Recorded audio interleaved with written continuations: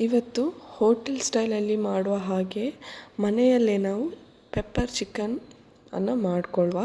ಇದು gravy type ಮಾಡಲಿಕ್ಕೆ ತುಂಬ ಈಸಿ ಆ್ಯಂಡ್ ಹಾಗೆ ನೀವು ಹೋಟೆಲಲ್ಲಿ ನಿಮಗೆ ಹೇಗೆ ಸಿಗುತ್ತೆ ಅದೇ ರೀತಿ ಮನೆಯಲ್ಲೇ ಮಾಡ್ಕೋಬೋದು. ಇದಕ್ಕೆ ತುಂಬ ಇಂಗ್ರೀಡಿಯೆಂಟ್ ಏನು ಬೇಕು ಅಂತನಿಲ್ಲ, ಇದ್ದದ್ರಲ್ಲೇ ಚೆನ್ನಾಗಿ ಮಾಡ್ಕೋಬೋದು. ಇದನ್ನು ಇವಾಗ ಹೇಗೆ ಮಾಡೋದು ಅಂತ ನೋಡ್ಕೊಳ್ಳುವ. ನಾನಿಲ್ಲಿ ಸ್ವಲ್ಪ ಚಿಕನನ್ನು ತಗೊಂಡಿದ್ದೀನಿ. ಇದನ್ನು ಇವಾಗ ನಾನು ಮ್ಯಾರಿನೇಟ್ ಮಾಡ್ಕೋತಾ ಇದ್ದೀನಿ. ಇದಕ್ಕೆ ಸ್ವಲ್ಪ ಉಪ್ಪು ಹಾಗೆ ಒಂದು 1/2 ಟೇಬಲ್ ಸ್ಪೂನಷ್ಟು ಖಾರದ ಪುಡಿನ ಹಾಕ್ಕೊಳ್ತಾ ಇದ್ದೀನಿ. ಖಾರದ ಪುಡಿನ ಇಲ್ಲಿ ತುಂಬ ಹಾಕ್ಕೋಬೇಡಿ, ಸ್ವಲ್ಪ ಹಾಕ್ಕೊಂಡ್ರೆ ಸಾಕು, ಯಾಕಂದರೆ ಪೆಪ್ಪರ್ ಕೂಡ ನಾವಿಲ್ಲಿ ಹಾಕ್ಕೊಳ್ತೀವಿ. ಹಾಗಾಗಿ ಇವಾಗ ಇದನ್ನು ಚೆನ್ನಾಗಿ ಮಿಕ್ಸ್ ಮಾಡಿಕೊಳ್ಳುವ. ಮಿಕ್ಸ್ ಮಾಡಿಕೊಂಡು ಒಂದು 1/2 ಅವರ್ ಆದರೂ ಮ್ಯಾರಿನೇಟ್ ಆಗೋಕ್ಕೆ ಬಿಡಬೇಕು. ಇವಾಗ ಇದನ್ನು ನಾನು ಸೈಡಲ್ಲಿ ಇಟ್ಕೊಳ್ತೀನಿ. ನಂತರ ನಾನಿಲ್ಲಿ ಒಂದು ಪ್ಯಾನಿಗೆ ಸ್ವಲ್ಪ ಎಣ್ಣೆನ ಹಾಕ್ಕೊಂಡಿದ್ದೀನಿ. ಎಣ್ಣೆ ಸ್ವಲ್ಪ ಬಿಸಿಯಾದ ನಂತರ ಇಲ್ಲಿ ನಾನು ಬೆಳ್ಳುಳ್ಳಿ ಹಾಗೆ ಶುಂಠಿನ ಜಜ್ಜಿ ಹಾಕ್ಕೊಳ್ತಾ ಇದ್ದೀನಿ. ನಾವು ಗ್ರೈಂಡ್ ಮಾಡಿದ ಬೆಳ್ಳುಳ್ಳಿ ಶುಂಠಿ ಪೇಸ್ಟ್ಗಿಂತ ಈ ಥರ ಜಜ್ಜಿ ಹಾಕ್ಕೊಂಡ್ರೆ ತುಂಬ ಫ್ಲೇವರಾಗಿ ಬರುತ್ತೆ. ಹಾಗೆ ನಿಮಗೆ ಇಲ್ಲಿ ಎಣ್ಣೆಯಲ್ಲಿ ಫ್ರೈ ಮಾಡ್ಕೊಳ್ಳುವಾಗಲೇ ನಿಮಗೆ ಅದರ ಘಮ ಬರುತ್ತೆ. ಹಾಗಾಗಿ ಬೆಳ್ಳುಳ್ಳಿ ಸಿಪ್ಪೆನ ತೆಗೆದು ನಾನು ಚೆನ್ನಾಗಿ ಸ್ವಲ್ಪ ಜಜ್ಜಿ ಹಾಕ್ಕೊಂಡಿದ್ದೇನೆ. ಹಾಕ್ಕೊಂಡು ಇದು ಲೈಟಲ್ಲಿ ಸ್ವಲ್ಪ ಫ್ರೈ ಆದರೆ ಸಾಕು, ತುಂಬ ಫ್ರೈ ಆಗಬೇಕು ಅಂತೇನಿಲ್ಲ. ನಂತರ ಇಲ್ಲಿ ನಾನು ಆವಾಗಲೇ ಕಟ್ ಮಾಡಿ ಇಟ್ಕೊಂಡಂಥ ಈರುಳ್ಳಿನ ಹಾಕ್ಕೊಳ್ತಾ ಇದ್ದೀನಿ. ಈರುಳ್ಳಿ ನಾನಿಲ್ಲಿ ಒಂದು ತಗೊಂಡಿದ್ದೀನಿ, ಯಾಕಂದರೆ ನಾನಿಲ್ಲಿ ಚಿಕನ್ ತುಂಬ ಹಾಕ್ಕೊಳ್ತಾ ಇಲ್ಲ. ಹಾಗಾಗಿ ಈರುಳ್ಳಿನೂ ಅಷ್ಟೇ ನಾನು ಕಡಿಮೆನೇ ಹಾಕ್ಕೊಳ್ತಾ ಇದ್ದೀನಿ. ನಾನು ನಿಯರ್ಲಿ ಒಂದು ದೊಡ್ಡ ಈರುಳ್ಳಿನ ಹಾಕ್ಕೊಳ್ತಾ ಇದ್ದೀನಿ. ಹಾಕ್ಕೊಂಡು ಇದನ್ನು ಕೂಡ ಅಷ್ಟೇ ಎಣ್ಣೆಯಲ್ಲಿ ಒಮ್ಮೆ ಚೆನ್ನಾಗಿ ಫ್ರೈ ಮಾಡ್ಕೊಳ್ಳಿ. ಎಣ್ಣೆಲಿ ಇದು ತುಂಬ ಫ್ರೈ ಆಗಬೇಕು ಅಂತಿಲ್ಲ, ಲೈಟಲ್ಲಿ ಸ್ವಲ್ಪ ಫ್ರೈ ಆದರೆ ಸಾಕು. ಹಾಗೆ ನಾನಿಲ್ಲಿ ಒಂದು ದೊಡ್ಡ ಟೊಮೆಟೊನ ತಗೊಂಡಿದ್ದೀನಿ. ನೀವು ಕಟ್ ಮಾಡ್ಕೊಳ್ಳುವಾಗ ಸಣ್ಣದಾಗಿ ಕಟ್ ಮಾಡ್ಕೊಳ್ಳಿ, ಆವಾಗ ಬೇಗ ಬೇಯುತ್ತೆ. ಇಲ್ಲಿ ಟೊಮೆಟೊ ನಾನು ಒಂದು ಯಾಕೆ ದೊಡ್ಡದೇ ಯೂಸ್ ಮಾಡ್ಕೊಂಡಿದ್ದೀನಿ, ಯಾಕಂದರೆ ಕೆಲವರು ಮ್ಯಾರಿನೇಟ್ ಮಾಡ್ಕೊಳ್ಳುವಾಗ ಲಿಂಬೆನ ಯೂಸ್ ಮಾಡ್ತಾರೆ. ನಾನಿಲ್ಲಿ ಲಿಂಬೆನ ಯೂಸ್ ಮಾಡಲಿಲ್ಲ. ಹಾಗಾಗಿ ನಾನಿಲ್ಲಿ ಟೊಮೆಟೊ ಸ್ವಲ್ಪ ಜಾಸ್ತಿ ಹಾಕ್ಕೊಂಡಿದ್ದೀನಿ. ಹಾಗೆ ಸ್ವಲ್ಪ ನೀರು ಹಾಕ್ಕೊಂಡೆ, ಯಾಕಂದರೆ ಅದು ಸ್ವಲ್ಪ ಡ್ರೈ ಆಗ್ತಾಯಿತ್ತು. ಎಣ್ಣೆ ತುಂಬ ಹಾಕ್ಕೋಬೇಕು ಅಂತಿಲ್ಲ. ಹಾಗಾಗಿ ಸ್ವಲ್ಪ ನೀರು ಹಾಕ್ಕೊಂಡು ಇದನ್ನು ಇವಾಗ ನಾವು ಚೆನ್ನಾಗಿ ಬೇಯಲಿಕ್ಕೆ ಬಿಡಬೇಕು. ಅಟ್ಲೀಸ್ಟ್ ಇದೊಂದು 10 ಮಿನಿಟ್ಸ್ ಆದರೂ ಬೇಕಾಗುತ್ತೆ ಬೇಯಲಿಕ್ಕೆ. ಇದು ಟೊಮೆಟೊ ಮತ್ತು ಈರುಳ್ಳಿ ಚೆನ್ನಾಗಿ ಬೆಂದ ನಂತರ ನೀವು ಉಳಿದ ಇಂಗ್ರೀಡಿಯೆಂಟನ್ನು ಹಾಕ್ಕೋಬೇಕು. ಇವಾಗ 10 ಮಿನಿಟ್ಸ್ ಆಗಿದೆ, ನೋಡ್ಬೋದು ನೀವು. ಟೊಮೆಟೊ ಹಾಗೆ ಈರುಳ್ಳಿ ಹಾಗೆ ಶುಂಠಿ ಬೆಳ್ಳುಳ್ಳಿ ಎಲ್ಲನೂ ಚೆನ್ನಾಗಿ ಫ್ರೈ ಆಗಿದೆ. ಈ ಥರ ಇಲ್ಲಿ ಡ್ರೈ ಆದಾಗ ನಿಮಗೆ ಸ್ವಲ್ಪ ನೀರು ಬೇಕು ಅಂತ ಇದ್ದರೆ ನೀವು ನೀರು ಹಾಕ್ಕೋಬೋದು.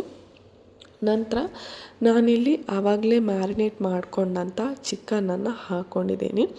ಇಲ್ಲಿ ಆಲ್ಮೋಸ್ಟು 1/2 ಅವರ್ ನಾನು ಮ್ಯಾರಿನೇಟ್ ಆಗೋಕ್ಕೆ ಬಿಟ್ಟಿದ್ದೀನಿ. ಆದ ನಂತರ ನಾನಿಲ್ಲಿ ತಗೊಳ್ತಾ ಇದ್ದೀನಿ. ಇವಾಗ ಇದನ್ನು ಚೆನ್ನಾಗಿ ಒಮ್ಮೆ ನೀವು ಮಿಕ್ಸ್ ಮಾಡ್ಕೋಬೇಕು.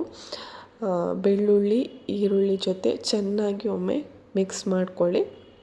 ಮಾಡ್ಕೊಂಡ ನಂತರ ನಾನಿಲ್ಲಿ ಒಂದು 1/2 ಟೇಬಲ್ ಸ್ಪೂನು ಅರಶಿನ ಪುಡಿನ ಹಾಕ್ಕೊಳ್ತಾ ಇದ್ದೀನಿ. ಅರಶಿನ ಪುಡಿನ ಹಾಕ್ಕೊಂಡ ನಂತರನೂ ಒಮ್ಮೆ ಚೆನ್ನಾಗಿ ಮಿಕ್ಸ್ ಮಾಡ್ಕೊಳ್ಳಿ. ಅರಶಿನ ಪುಡಿ ಚಿಕನಿಗೆ ಚೆನ್ನಾಗಿ ಮಿಕ್ಸ್ ಆಗಬೇಕು. ಈ ಥರ ಮಿಕ್ಸ್ ಮಾಡ್ಕೊಂಡ ನಂತರ ನಾನಿಲ್ಲಿ ಇವಾಗ ಉಪ್ಪು ಹಾಕ್ಕೊಳ್ತಾ ಇಲ್ಲ, ಯಾಕಂದರೆ ನಾವು ಆವಾಗಲೇ ಮ್ಯಾರಿನೇಟ್ ಮಾಡ್ಕೊಳ್ಳಿಕ್ಕೆ ಸ್ವಲ್ಪ ಉಪ್ಪು ಹಾಕ್ಕೊಂಡಿದ್ದೀವಿ. ಹಾಗಾಗಿ ನಾನು ಉಪ್ಪು ಬೇಕು ಅಂತ ಇದ್ದರೆ ಮತ್ತೆ ಹಾಕ್ಕೊಳ್ತೀನಿ. ಹಾಗಾಗಿ ಇವಾಗ ನಾನು ಉಪ್ಪು ಹಾಕ್ತಾ ಇಲ್ಲ. ನಂತರ ಇದಕ್ಕೆ ಇವಾಗ ನಾನು ಪೆಪ್ಪರ್ ಪೌಡರನ್ನು ಹಾಕ್ಕೊಳ್ತಾ ಇದ್ದೀನಿ.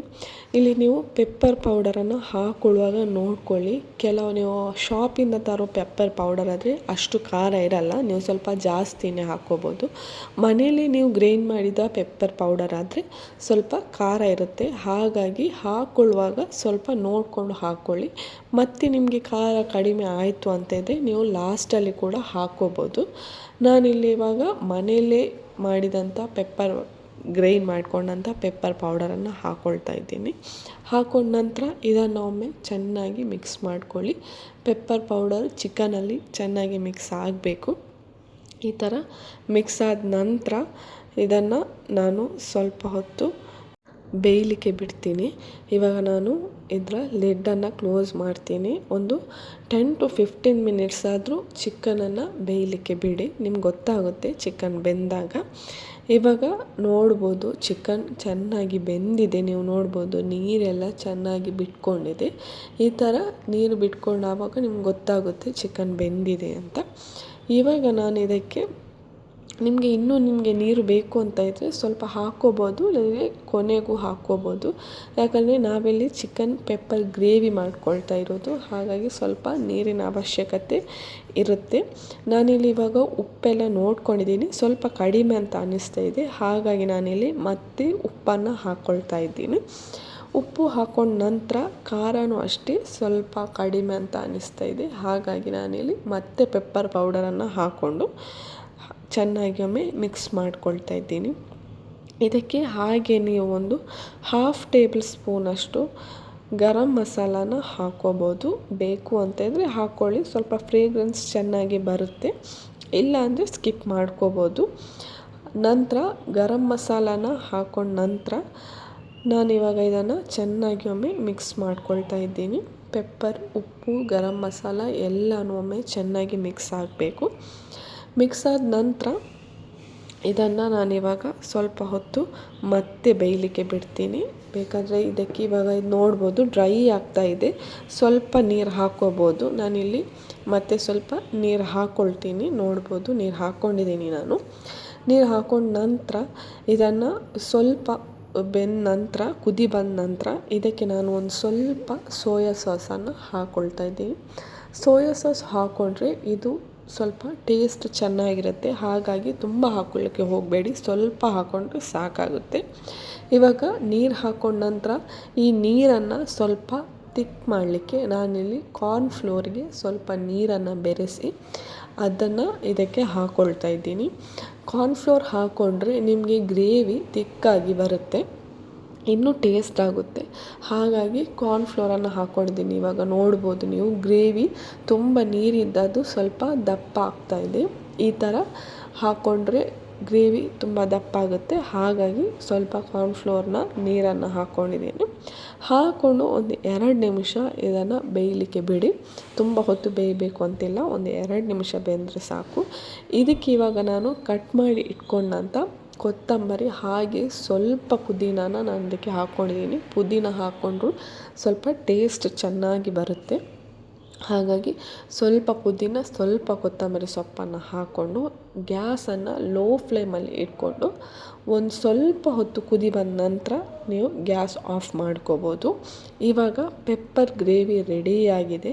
ನೀವು ಹೋಟೆಲಲ್ಲಿ ನಿಮಗೆ ಸಿಗುವ ಹಾಗೆಯೇ ಟೇಸ್ಟ್ ಕೊಡುತ್ತೆ. ಒಮ್ಮೆ ನೀವು ಟ್ರೈ ಮಾಡಿ ನೋಡಿ.